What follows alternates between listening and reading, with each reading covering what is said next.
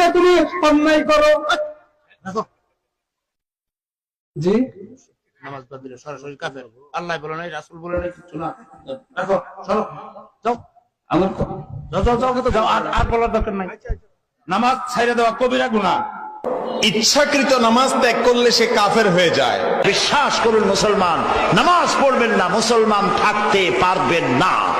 নামাজ যদি একেবারেই না পড়ে সে কাফের হয়ে যায়। একজন মুমিন আর কাফেরের মধ্যে যে অঙ্গীকার দিয়ে পার্থক্য, নামাজ যে নামাজ ত্যাগ করে সে কাফের হয়ে যায়। কেউ যদি ইচ্ছাকৃত সালাত ত্যাগ করে তাহলে সে কি কাফের হয়ে যায়। যে নামাজকে পরিপূর্ণভাবে ত্যাগ করে সে মুশরিক, সে কাফের।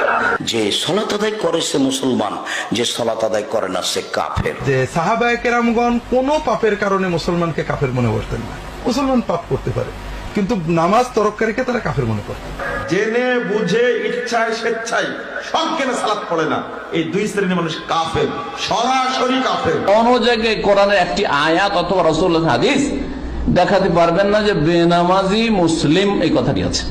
বেনামাজিরা জানবে কি করে সালাত ত্যাগ করলে যে মানুষ ইসলাম থেকে খারিজ হয় সেটা তো আলেমরাই জানে না। সালাত যে ব্যক্তি আদায় করে না সে কি কাফের? হাদিসের ভাষায় যে সালাত ছেড়ে দিল সে কাফের, সে কুফরি করলো। ইবনে মাজা প্রথম খণ্ড 1079 নম্বর হাদিস।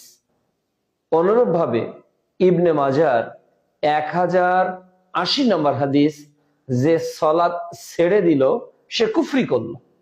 কাজেই আমরা নিঃসন্দেহে বলতে পারি যে সালাত ছেড়ে দিল সে কাফের।